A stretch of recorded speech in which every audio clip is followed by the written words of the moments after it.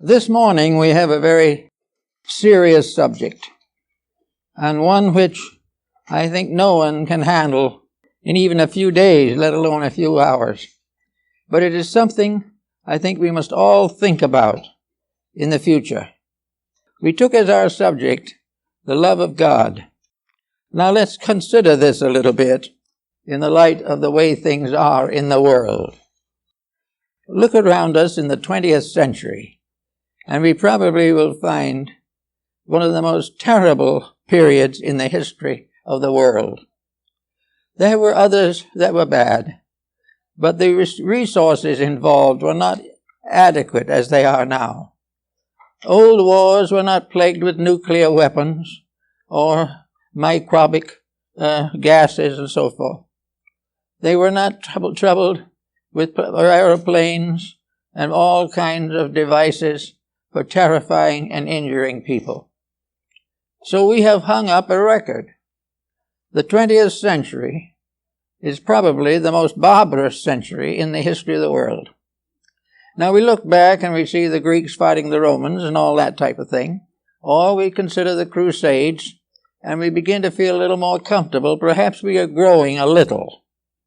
But when we go back and get all the statistics, we're not growing much.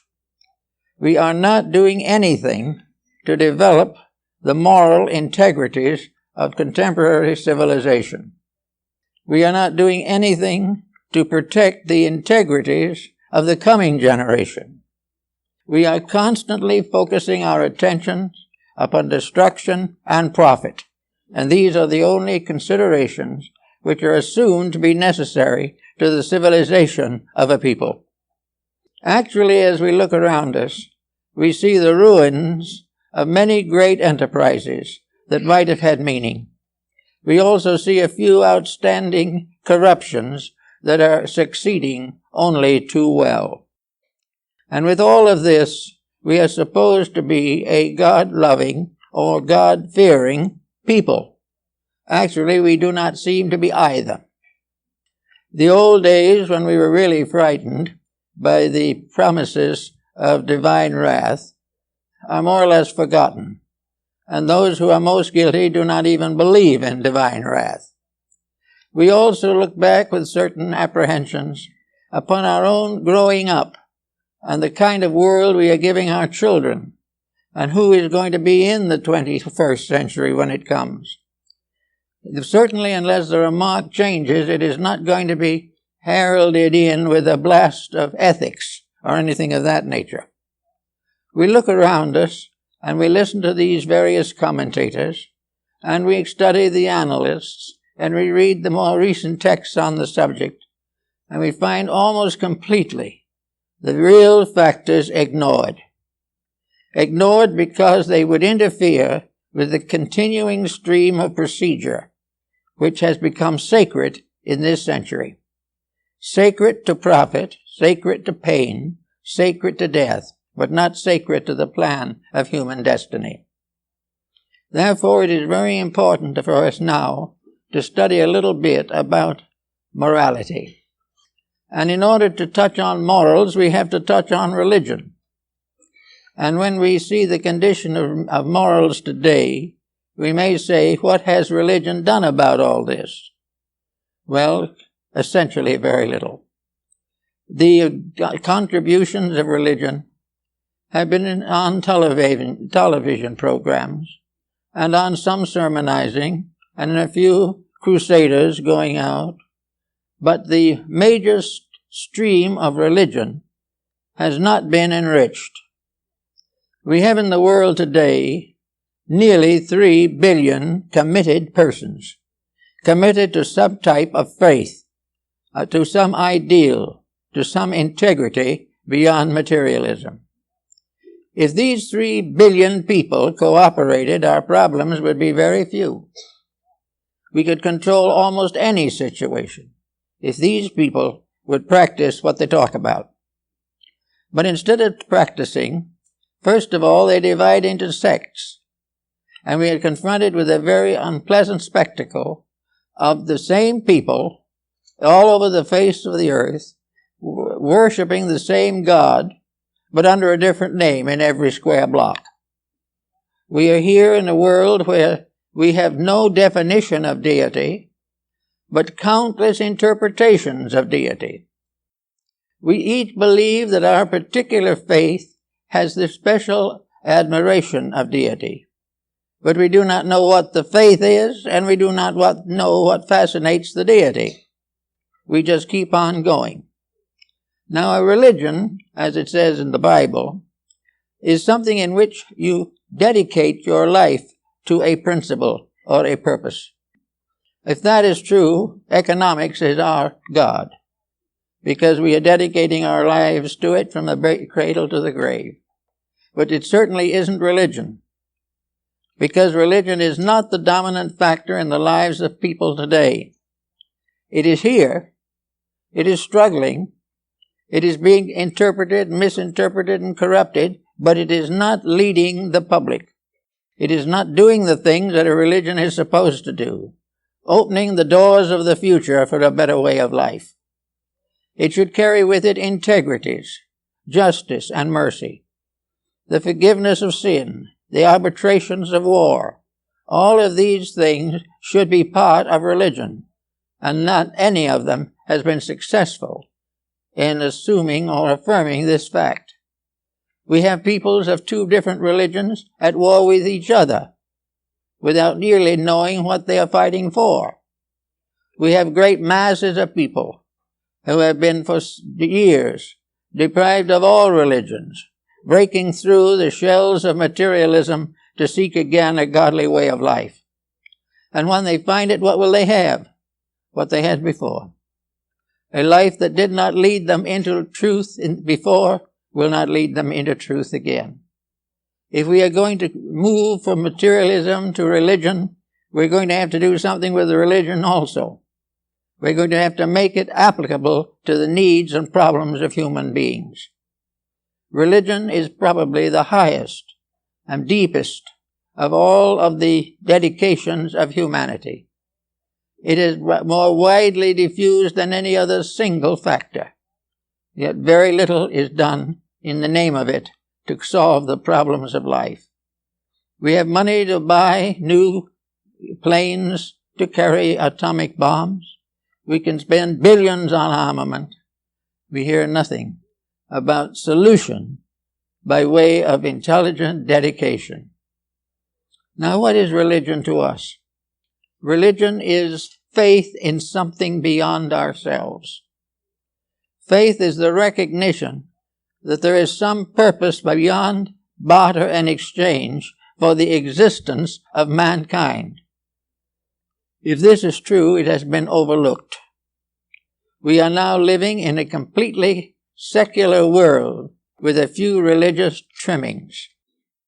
We have a number of beautiful churches. We have some magnificent old cathedrals from the days gone by. We have the ruins of the temples of 100 gods. But these various remains of the past are not casting a long shadow upon our present activities. Where is religion going to come from? Where should we expect to find it?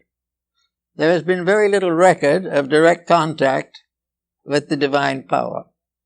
Such records as we have are mostly contained in the scriptural writings of mankind. From these writings we gain a certain pragmatic understanding of certain of the forces of nature. But most of these scriptures are based upon cause and effect and upon daily experience in living. Scriptures are a long record of human experience struggling with the problems of existence. But we do not at the present time have anything to consider as adequate to our need. We can go to church, and probably those who do should. Maybe those who do not should also. But when we leave church, do we leave it a better person? Do we go to church on Sunday morning convinced of the fact that we're going to renew a friendship that was lost before Sunday night? Are we going to do something in the name of faith to prove that we have some? Or are we going to go home and turn on the television and wait for the next Sunday for another brief exchange with secular matters. We are not doing anything in particular. Now, why are we not doing anything in particular? Because apparently from the beginning it was assumed there wasn't much to do. In other words, no one really believed that people are going to change to the degree that we hope they will change. They've taken it for advantage and for granted that the materialist can go to church, but he'll still be a materialist. And the theist goes to church and he will still foreclose a mortgage on the widows and the fatherless. There is no way, apparently, in which we can expect religion to compete with business, with the hard problems of profit, of that last dollar we can get out of somebody. And yet here we are, a civilization that has been building and working for thousands of years to create a better way of life. We come to the most advanced century in the history of that world, and we're not getting a better way of life. Why is it impossible, apparently, for the individual to live up to the basic moralities which he affirms in his faiths? There are at least 7 major religions in the world today. 5 of them are really big, and the other 2 are moderate. But each of these has exactly the same teaching. They call it something else. They don't call God God, they call God Allah or Brahma. But they're talking about precisely the same thing. And they're talking about it to the degree that this God, under another name, teaches the same morality, the same ethics, the same idealism. It warns of trouble resulting from mistakes. It warns the follower to avoid sin. It warns the world to avoid materialism. These things have been going on for a long time. The world is full of people who have acknowledged or do acknowledge the reality of a spiritual reality above materialism. And yet, nothing happens. The young are on narcotics. All of the others are doing everything possible to accumulate a few dollars to leave behind for their descendants to argue over. Why is this? Why do we have today a civilization advanced in everything except learning how to live well? Not only not learning how to live well, but not even learning how to die well. Nothing seems to be happening to touch the inner life of the individual. Everything is on the outside. He has his Phi Beta key, but he's in jail for smuggling. He has all kinds of gifts and accomplishments. He has a good education and a terrible marriage. He also has a family of very well-educated people, and most of the children are on pot. Why is this way? Why do we call this progress? Well, it's the only thing we have that looks different from the rest, so we call it progress. But it is nothing but bad matters getting worse. So what do we do about all this? We have to go back again to what we're talking about, God. Now, God to the average person is a very abstruse and abstract and very subtle factor in our existence. Many people have heard about it from their ancestors. Some have heard about it from a television evangelist. Most of those who have contacted it are leery because of the economic pressures that are now being passed off as religion. So we have no real sources for faith. And we have no real contemporary institutions. Now, supposing we consider these church seminaries that we do have. Those seminaries have been here for a long time. Are they doing something? Have they made a step forward? Or as seminarians, have they simply graduated a few more preachers? I was in Chicago at one time when one of the great football games was being played. This game was between a parochial college and a secular college. It was a tremendous fight. I was in the same hotel with the parochial crew or team and all of its assistants. In the course of the 3 or 4 days they were there, they got a bill from the hotel. The kids got a bill from the hotel for over $300,000 worth of damage. And on the Sunday morning, several of them were arrested on a raid when they were filching boxes of cigars from the lobby. This was education, and it's still going that way. What is wrong? Why do we not learn something from the past? Why do we not at least learn something from our own ancestors back 2 or 3 generations, who were more worthwhile in most cases than we are today? They may not have been so brilliant. They may have had to work hard with their hands. They may have had to raise their children in the country on farms. But there was still in them a certain humanity, which is gradually disappearing. Humanity now is a covering. It is a case that you put on, but underneath it, there's no real humanity. Because humanity is reaching out to help those who need. Humanity is sparing lives and not taking them. Humanity is giving opportunity, not destroying it. And humanity is to make the best use of resources, not waste them on vicious and destructive things. So we need to get a new understanding of God. We've got to get a God that gets out of all these buildings and gets into us, where it belongs. Each of us lives because of a divine spark within us. We were born with this spark, and no matter what we do, it will be there till we die.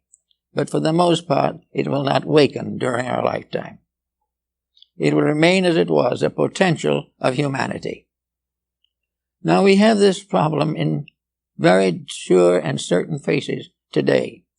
We have got to do something to find the way to the development of a different form of faith for the 21st century, or we'll be nowhere at all. One thing that may happen that could help would be the gradual breaking down of sectarian boundaries.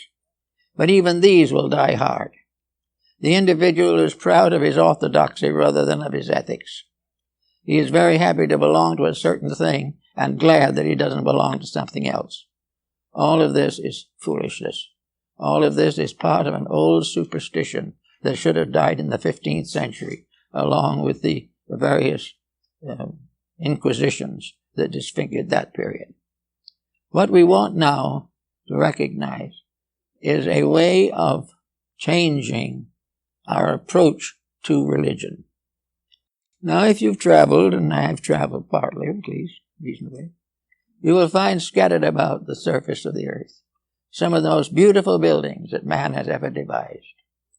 The great Comacene builders and the cathedral builders of Europe have left us works of dazzling beauty, works of splendor, works of tremendous integrity, and with great symbolic meanings. Who is in them? I've been in many of them. Mostly there's someone in there raising some funds. That's all. Sure, at Mass there'll be a showing. But this great building stands for a great principle.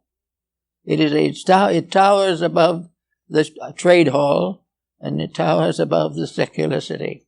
And it is the wonder of that community, and people come from all over the world to see it. But what does it do? What is it giving to tomorrow? Some of the most beautiful churches in Europe were bombed out during World War I or II. Others are practically deserted. Some are closed, some are condemned, and some have been changed into stables and storehouses. This is very, very wrong. It is something we cannot afford to have happen this way. It is necessary for us to get hold of some of these things. Now, what might make a mother or a parent a little concerned over all this? Possibly wayward child. But at the same time, the wayward child is probably worrying over the waywardness of its own parents. There is no integrity here that is served. There are good parents, but there are many who have no more interest in being good parents than they have in being good citizens. They're there for what there is in it, and the sooner the quicker. So we have to find some common denominator. And we like to take a thought now. What is the Chinese concept of this unit of society? And the answer is the home.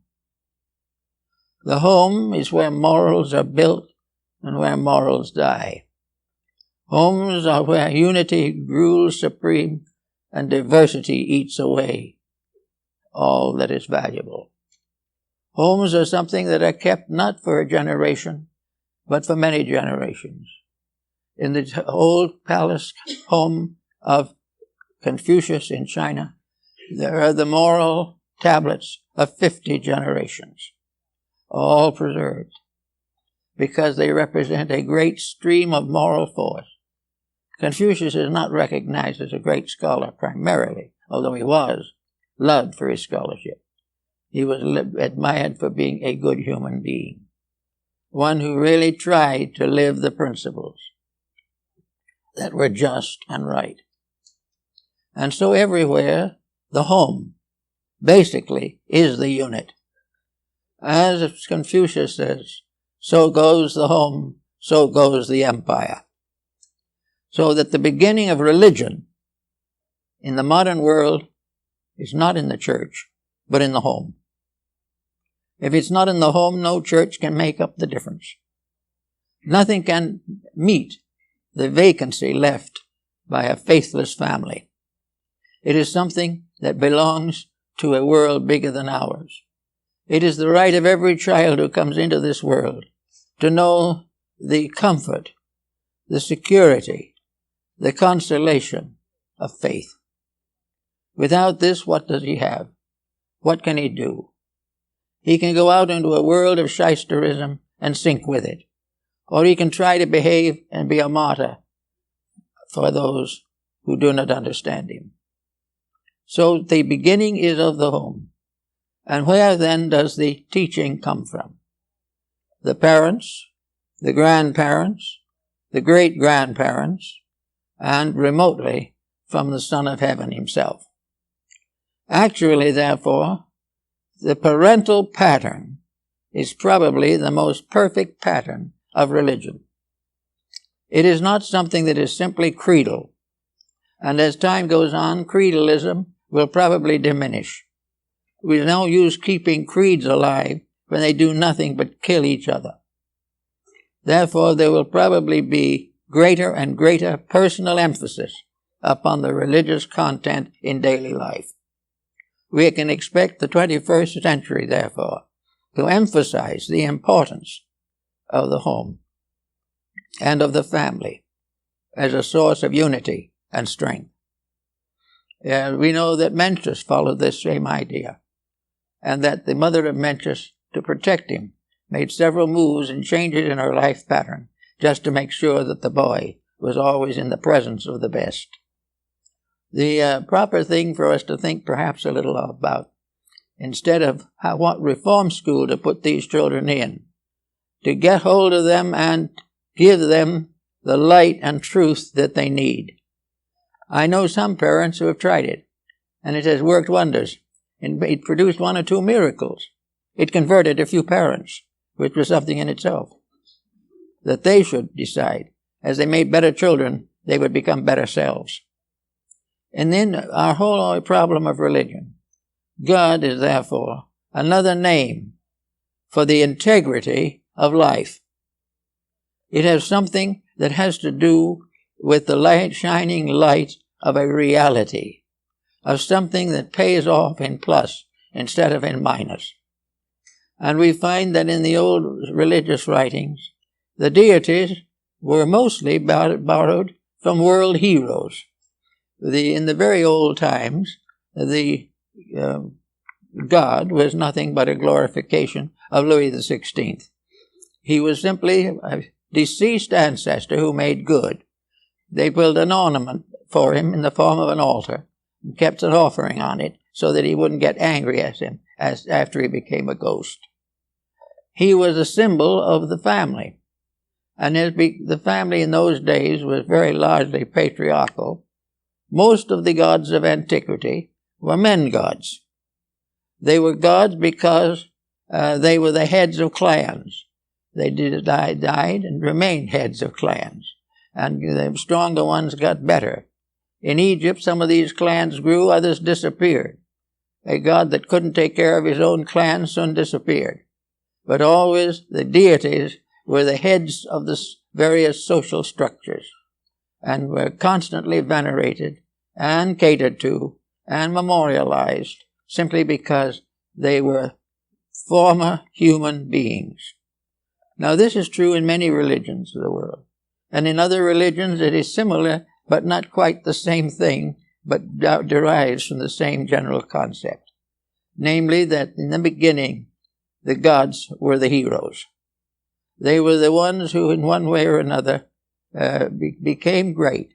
And in the course of time, this greatness came to be associated with religions. And nearly all of these gods ultimately brought a doctrine which was just exactly what the people wanted, a doctrine that justified what the people wanted to do. And that after these doctrines were established, then the problem was to perpetuate them. And in the perpetuating of them, we find this strange motley crew that we have today. The whole world divided into a checkerboard of beliefs, a little here and a little there. These beliefs in substance much alike, but each with certain prejudices, certain commitments, certain intensities of believing, and very few realizing that from the beginning on, the whole theory was encompassed with one wall, and that all of these various religions are actually aspects of the same thing. Out of this past conflict, there has been very little new added for the last 2,000 or 3,000 years. Therefore, we say that if you worship Allah, you really have to go on a holy war against Brahma. Or if you believe in Moses, you have to go into a holy war against Zoroaster. All of these names become frightfully important. The fact that they all taught the same thing, and that we're not doing the thing that any of them taught, doesn't seem to bother anyone. It just doesn't seem to annoy. Zoroaster died with an assassin's dagger in his back. Muhammad was poisoned. These things happened to all these teachers. But for some mysterious reason that is hard to explain, names make differences when names are only problems in language. Therefore, 90% of the names given to deities interchangeably now are derived from language roots. The same thing in the familiar language of a people. Instead of talking about the 72 gods, we are talking about the 72 names of one God. It's rather important to discover this, because if we do this, we will begin to recognize the possibility that we can outgrow religious provincialism, that we can get over this blessed problem of how to remain noble and belong to the church. Actually, it doesn't make much difference which one of the churches you belong to. It's very difficult for the average person to remain noble in any of them, because he does not bring them into his life. There's something out there on Sundays, but they're not something that's there when he finds he can add a few dollars dishonestly to something he is selling or buying. This is the problem we have to figure. But always considering the fact that the deity is a family, that the various aspects of the family's beliefs are in the names of these various religious deities. We can say to ourselves, if they're all the same except for the names, why do we make so much difference out of them? Well, we make difference out of them because it is profitable. It is very profitable. It helps somebody to get an extra dime.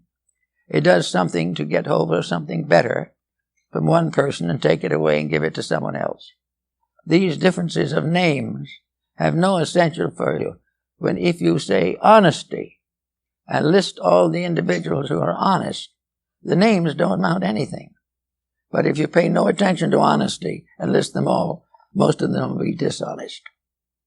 It's one of these problems that we all face and we have to face every day. So, here's a thought. Supposing we do what some have thought would be a nice idea. restore the idea of the home as family. If we do that, then love of God becomes a restatement of love of parent. If a parent deserves love and gets it, this is religion. If a parent is sincere and honorable and brings up children properly, that person is pious. That person is really spiritual. That person is living the life of improvement. All of the trimmings, all of the associations, all of the big buildings are not much of it.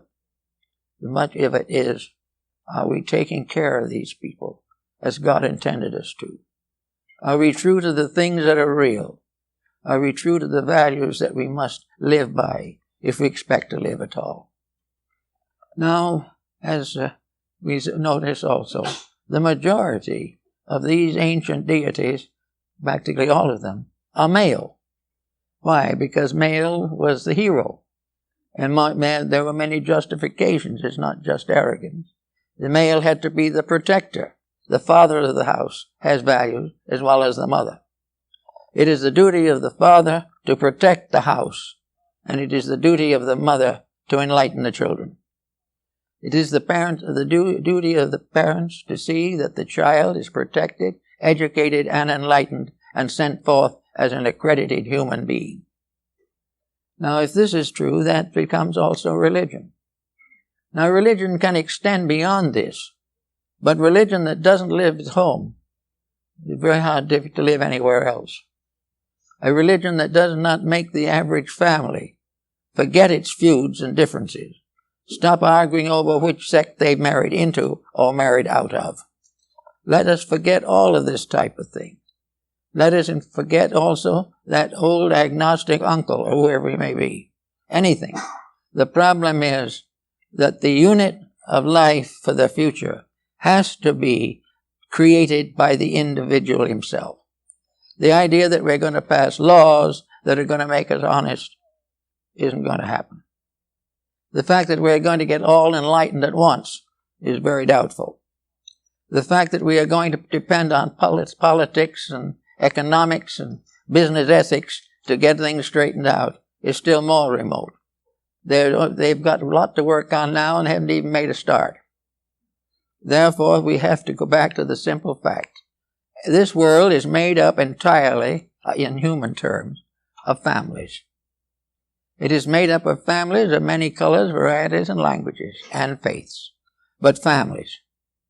And each family is an autonomy in itself. Each family has the right to live well, regardless of other families. No family is supposed to be enslaved by some other family. If the family lives its own life, morally and ethically, brings its children to maturity as dignified human beings, if it teaches honesty, idealism, and integrity to its children, and bestows upon them the love that children need in order to live well, then we have a religion. And the individual who lives this way is worshiping. And the worshiping person is the one who shall see the face of the beloved. It is time, therefore, for each person to trace his faith back to his own heart. Not to something someone says about him, not to some shortcut to nirvana, but back again to the depths of himself. If he does this, he will find that the world has given him a marvelous assortment of possibilities. There's no reason why he has to be like everybody else. The only reason is that he must learn to like everybody else. He must give up saying, this man is a different religion and I can't speak to him. I've had in my time many, many cases of young people of different denominations whose lives have been ruined by the incredulities of their ancestors. As a minister, I have married a number of couples who could not find any other form of marriage that had a touch of anything but the justice of the peace. These people had no crime. They loved each other, but they were of different faith. which made them incompatible as far as the family was concerned. All of this has been going on for ages. The desert is filled with tribes that raid each other. The cities are filled with corporations that cheat each other. The world is full of schools that teach things that nobody really needs to know and teach nothing that is important. All these things must be changed by the 21st century. If they are not changed, our projects are going to be very, very poorly represented. Therefore, I think it might be very well to understand that the real worship of God is the worship or recognition of the unity of life and the proper training and education and development for that purpose. It is one thing, and perhaps useful to some way, to read beliefs from the tables of Hammurabi, written 3,000 years before the birth of Christ. Very interesting.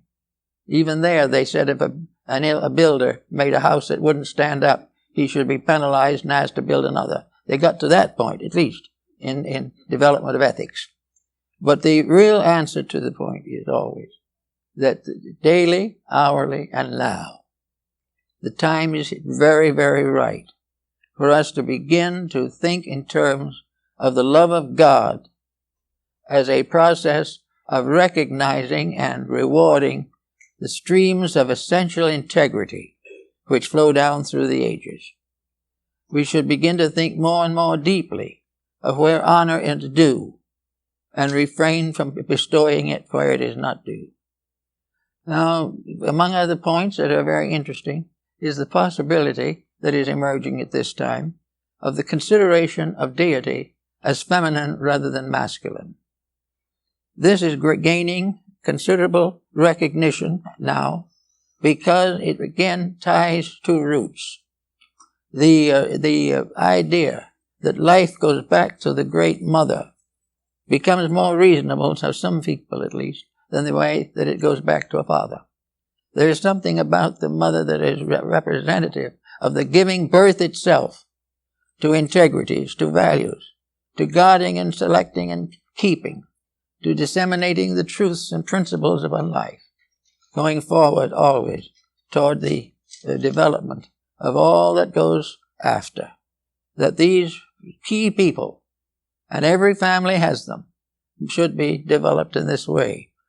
My wife is working now on a study of the possibility of developing the importance of the mother descent in the hierarchy of religions and in the hierarchy of creations. But regardless of how we approach it, the fact remains very definite that with the new century coming, we've got to do something about it, or our civilizations will simply exterminate each other. We now are approaching gradually two forms of extermination. One is through the development of destructive armament, which cannot be prevented from working havoc. This armament has advanced far enough, according to some experts on the subject. It is conceivable that a bomb can be invented, put together, or amazed one way or another. One bomb that will destroy all of civilization. Now, we certainly hope it won't happen. But how in the world can a people consider itself intelligent that contemplates such things? Where can we find a person in his right mind who would want to advance any project which meant infinite destruction, misery, and death? On the other hand, also, we have another group, the environmentalists. This group is quite convinced that if we keep on, we will live on nothing but the edge of a desert. That everything that makes life important will go, because we will wear out the resources of the planet. And so cheerfully we announce this on the top of the page, and down halfway through the same page, a big ad for a new product that has just cleared out several hundred acres of forest to make it. No one pays any attention to these things. No one seems to think of education as teaching us how. Why does education not teach young people how to think through the facts of their own existence? Why do we drift along on the surface of something? We're not getting anywhere. We're not even comfortable. Every so often we have a new epidemic or a new terror arises among us for which we have no solution. We are making life more difficult every day and no profit. And yet no one seems to be taking this matter seriously. You can read pages and pages and pages of congressional reports here, or something from the British Parliament, or something from the French House of Deputies. All these things, all of them pointing out the need for something important, but all of them passing into the lost and found department and left there. Why is it that we're coming into the new age, the new generation, that we do not think more about God? Why do we not realize that we are in the midst of an infinite intelligence, infinitely diversified throughout infinite time and infinite space? The nature of this we do not understand and may never understand. But through its symbolisms, we begin to understand the reason for existence, the reason to make our existence better, and to realize that the power of this eternal principle is passed on generation after generation through the families, nations, and races that inhabit the planet. That we are here in the presence of tremendous opportunities, tremendous values, infinite responsibilities, but we are here to do something besides watch television after 10 o'clock at night. We are here to do something with life. We are perfectly entitled to have an occasional baseball game if we want it, but we also have it right and proper to do a little serious thinking once in a while. We are all the worse for not thinking, every one of us, and yet we do not desire to think, because think, as one man told me, would ruin his life if he thought he couldn't do what he pleased. As long as he doesn't think, he can make mistakes that he enjoys, because he doesn't think what the final mistake is going to do to him. And it always does. There is no one that gets away with any of this. And yet in youth they think they can. It's like the individual with the present problem of narcotics. Here is a world of crime, serviced by many nations and by persons of every age, to help to kill off humanity. Is this the best we can do? Is this the reason why we have had great opportunities? Is this why we have been given wisdom? We have been given understanding and insight? Is it all in order that we can simply eat ourselves to death or drink ourselves into a coma? Why do we have to think it this way? Why not face into it really the way it is and admit that if we're going to make the next century any better than this century was, we're going to have to do something about it that's worth doing, or it never will be. We cannot continue the way we are at the present time. We've got to go on to a higher level. And as the book says, it's got to begin with me.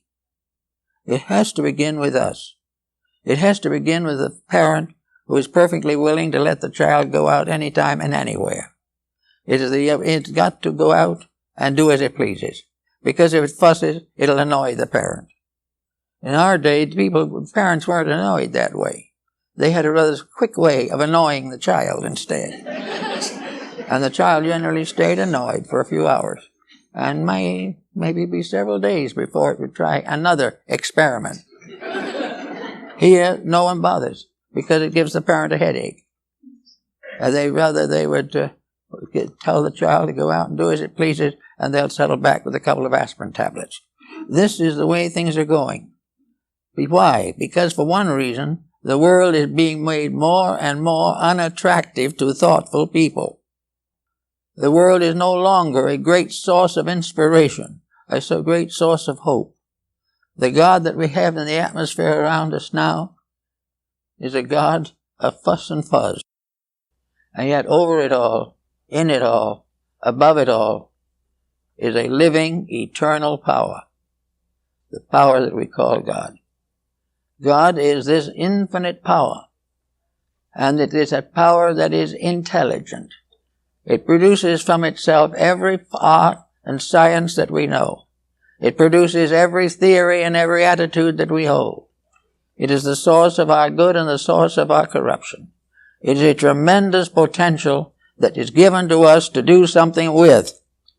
We are here to take the power of God within ourselves and use it to build a world where human beings can live like gods in peace together. This is something we've got to try to work for. This is something we must try to build into our consciousness. So that actually, love of God is actually love of law and order, love of truth, love of beauty, of patience, of kindness, of forgiveness, of peace.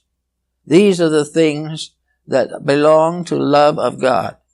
And every time we say we love God, it must mean that we are defending the great truths of life by which we will gradually come to a great destiny. Now, the 21st century is another opportunity. If we treat it as badly as we did the 20th century, there's some question of how long we're going to last. And yet, the Homo sapiens erectus, human being, regards himself as the noblest of all creations.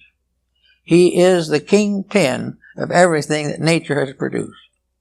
He is the soul of greatness, but he doesn't do anything to prove it. He just goes on being great with a stupid superiority atmosphere, but he's not doing the works of greatness. He is not finding solutions to these arguments between countries. He is not finding solutions to the problems of life. He is not recommending strongly and firmly that all these nations obey their own laws and obey their own religions. The religion of the world is, let there be peace. And the religion of the world is that the Lord loveth those that keep the law. These laws are not obscure. There's nothing mysterious about them. The early church found them out. St. Francis de Assisi supplied them. St. Thomas Aquinas was a great exponent of them. These laws are simply integrity. They are keeping the rules of human relationships. They are doing unto others as we would have them do to us. They are actually only a great code of the proper use of an eternal energy potential. As long as we use this wisely, we will keep on building futures. If we disobey these rules and corrupt the substance of nature around us, then we destroy ourselves.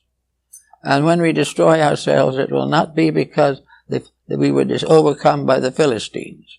It will be simply that we were overcome by the lassitude, latitude, and indifference of our own natures. Therefore, it seems we should start worshiping God. Worshiping God may be with a nice little prayer each day. It will do no harm. A prayer would certainly be appropriate where there are children. Otherwise, a silent meditation.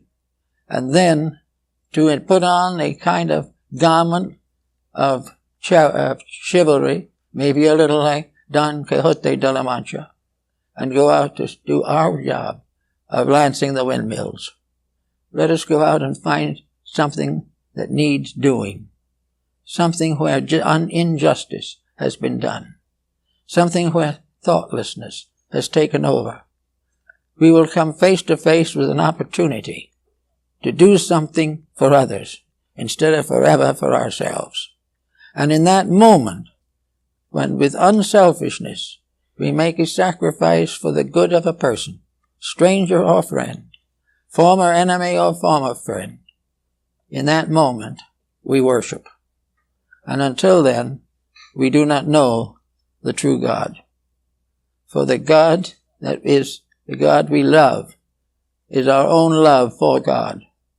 And the love of God begins in ourselves, in the recognition that within our own natures is something that has come to us from eternity. The power to do good, the power to be right, the power to ease pain, the power to strengthen hopes and ideals, the power to end forever the petty differences and the ambitions of tyrants. And the modern historian can prove to you conclusively that all these tyrants came to a bad end, and why are we so anxious to join them? Perhaps it is because, like Mussolini, we would rather live a few years as a lion than live a long life as a quiet human being doing good. Ambition probably has something to do with it, but there's no reason why we can't have the ambition to be right.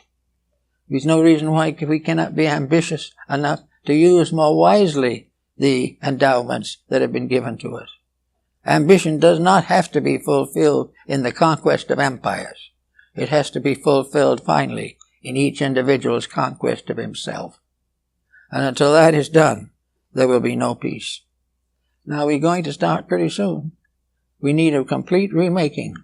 We need to have involved into our educational system a sure and clear statement that we all live from a divine energy, that we have no definition for it actually, that we have no way of understanding it completely, but we know that it is something that rewards good and punishes evil, that it is something that grows and enriches those who serve it and impoverishes those who cross against it in any pursuit of any kind.